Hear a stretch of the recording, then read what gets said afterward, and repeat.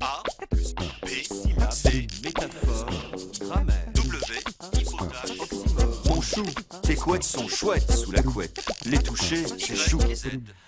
Un téléspectateur du Niger me demande l'origine du mot polichinelle dont on qualifie, d'après lui, le personnel politique de son pays.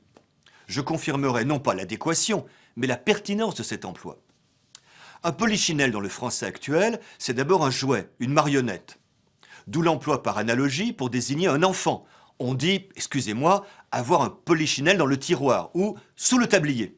Ou bien pour désigner un individu inconstant et léger dont on tire les ficelles. C'est un polichinelle.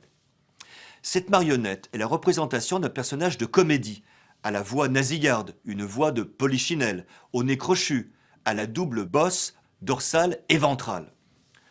C'est un personnage grotesque, bouffon, qui colporte des secrets que tout le monde connaît, des secrets de polichinelle. Ce bouffon provient de la comédie italienne.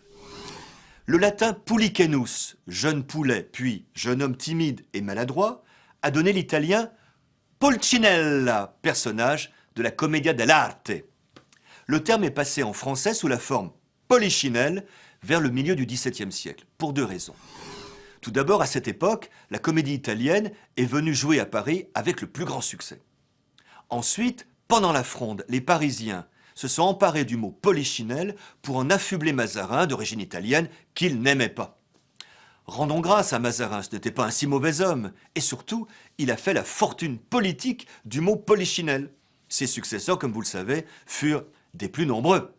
A plus B, Syllabe, C, métaphore, grammaire, W, hypothèse, oxymore.